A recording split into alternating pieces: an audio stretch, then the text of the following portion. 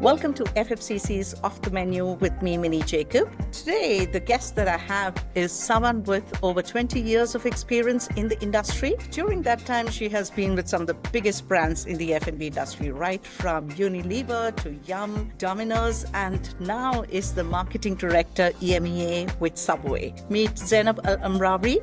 Welcome to the show, Zainab. Thank you so much, Minnie. It's such a pleasure to be on your podcast. It's the first time I do a podcast, so super excited to be featured. Very exciting. That's wonderful. So I get all the insights from you. And today I know we have talked about this. I know that one of your favorite topics is storytelling. So that's what I'm going to talk about with you today.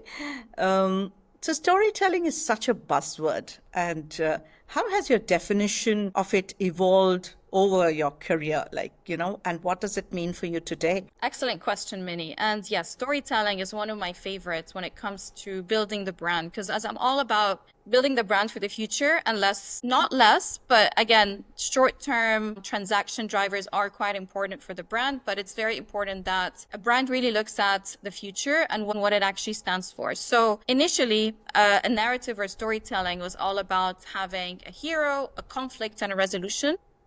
Was what storytelling was about. Today, that has changed dramatically. It's more immersive, invites the audience into the brand worlds and fosters emotional connections across different channels as well. It's very different. It's very dynamic. It's digital and it's authentic. And consumers can really read through you. So it has to be humanized as well. So having that human element or that genuine element is really, really important. And especially in our noisy media environment. So as you know, there's a lot of noise that comes in from competition, and it's very important for us as marketeers to find a way to cut through that clutter. And you cannot just do that with promotions or transaction drivers. You really need to build a solid foundation for your brand. And this is where storytelling comes into place. And it's not disconnected with driving transaction to your brand. I think it goes hand in hand, but consumers need to feel the connection, to create that relevance, to build that love for the brand is actually really important.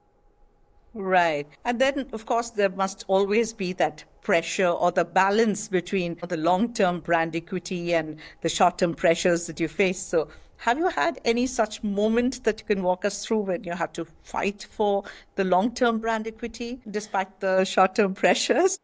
You have no idea. You have no idea how many conversations I've had. But yes, and as in any business, when you pitch a certain amount of budget to drive the brand in terms of the long term, and you cannot really tangible at the moment, you get a lot of pushback from leadership because they're all about the now. They want to they want to see the ROI as it comes at the moment, right? So it's all about discount-driven promotions to boost immediate sales. And there were different moments where I had to build a case and really kind of showcase what benefit that the brand is going to get while actually building it for the long term and showcasing different case studies. And I think it's really important for F&B, especially the products. You don't really focus on just the product, but more on what that means for the brand in the long term. So using creative content, really personalizing the communication, creating that emotional beyond transaction is really important. And that has become a guiding principle. Right.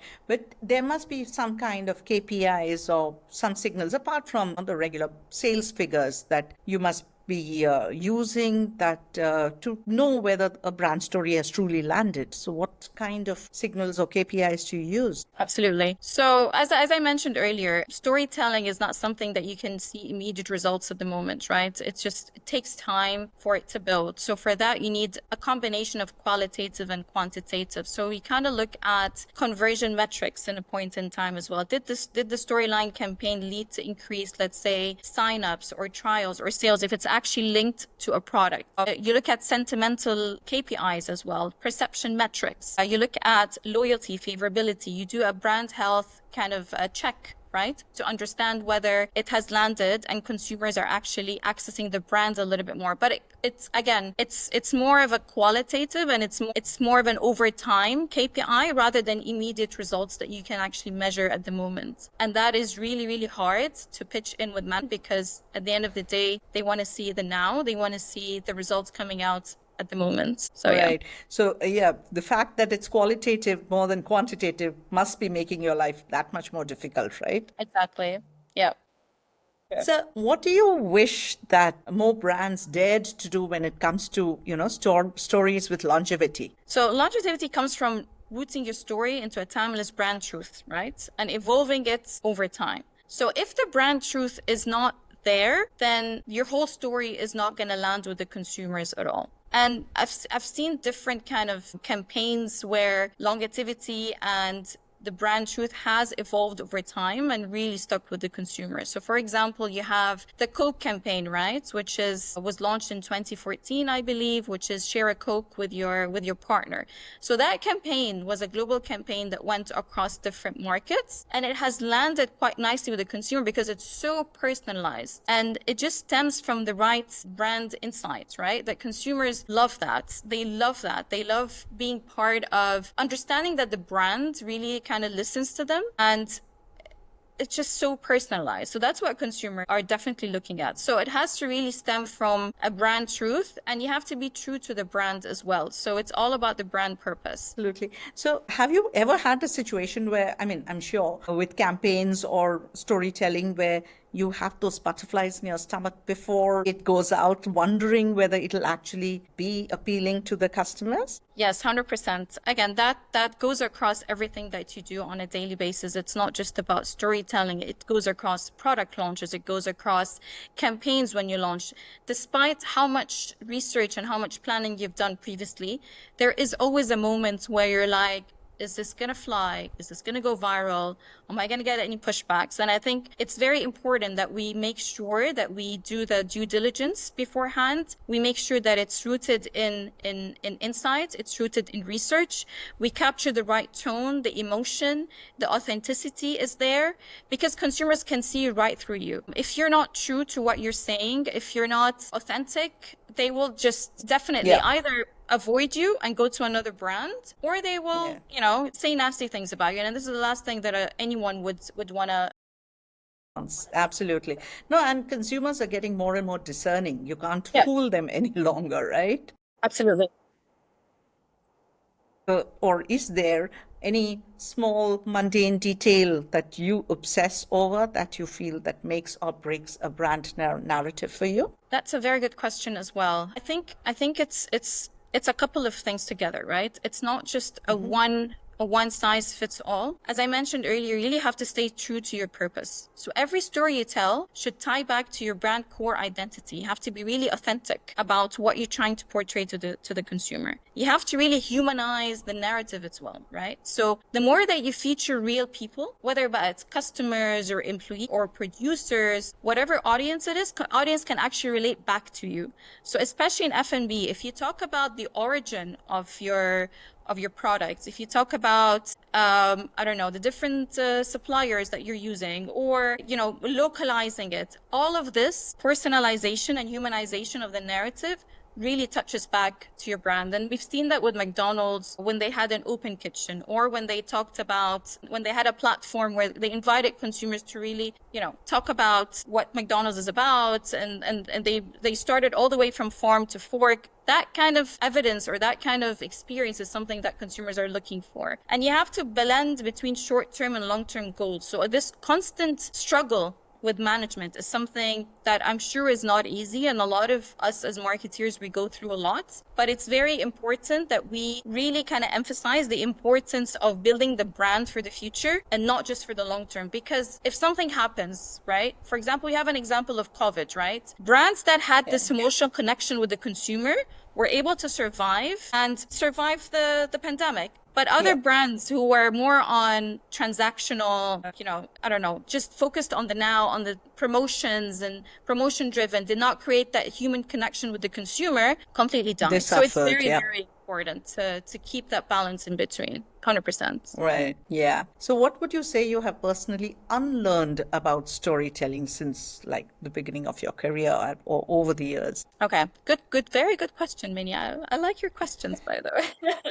Very good one. Thank you. I think storytelling has evolved, as I mentioned earlier in the podcast. It was just initially it was very static. It was very, you had a problem, you had a conflict, and then you resolve. Now it's becoming much more dynamic and much more integrated. The biggest example is the campaign for Dove for Real Beauty. I mean, that's a classic. That's a campaign that for me touches humanity. You know, it's all about understanding the brand truth. They've captivated and understood exactly what consumers are looking for, which is real beauty. They've done the right insights, they've done the right research. And from that, the campaign came out. Again, I talked earlier about longevity. And it was one of the campaigns that stayed with the consumers for a long time. And it has evolved and it changed the brand perception. It became a social token. So that's also really important. So creating that connection is really important. Something that I've built over the years as well. Okay, okay. And is there something that you feel you have changed about the way you approach storytelling, or what you feel that you needed to, unlearn from what you used to do earlier? Is there anything like that? Not necessarily, but I would say tying the product to a bigger cultural conversation is something that I've learned. It's not separate, and it's not just having a product on its own and trying to drive sales as of now, like driving transactions, but it's how you bring them together and create that bigger culture moment is really important. Mm-hmm. Okay. So if you had to leave the audience with 3 must-dos of when it comes to, I understand how difficult it is with the management pushbacks, but when it comes to brand storytelling that balances the long-term equity and the short-term wins, what would be 3 must-dos according to you? I think it's really important to make sure that it's rooted to a deep insight. So keep on asking the why behind the why behind the why of that specific insight to really have a bulletproof insight that you can definitely build onto. So I think that's really important. And once you unravel that, I'm telling you, there's always this aha moment that we get into as marketeers. And it really kind of helps unravel a lot of creative ideas with the creative agency and also with the campaign. So I think that was one. I think the second one is shifting the brand narrative from a product to a purpose. So finding the right purpose for the brand itself would really help drive the conversation with management and also with the consumer, because it's beyond the product. You're not just selling the product anymore. You're selling a purpose to the consumer, and consumers love that. And creating that connection is super important. And then thirdly, I think I mentioned it earlier as well, is using real people. It's very important. Again, customers, employees, those are really, really important because again, consumers can really relate with them. And that's, I think, is really powerful and helps drive the brand forward. So once you unravel those 3 main points, I think you will have a very solid brand building ideas to really drive the brand forward. Great. Wonderful, Zainab. I'm sure a lot of marketeers, especially in F&B, are going to have a lot of take from what you have just told us. Thank you so much for joining me on this podcast, and we look forward to being in touch. Thank you, Minnie. I appreciate it. Thank you for having me. And this has been wonderful. Thank you so much. Thank you.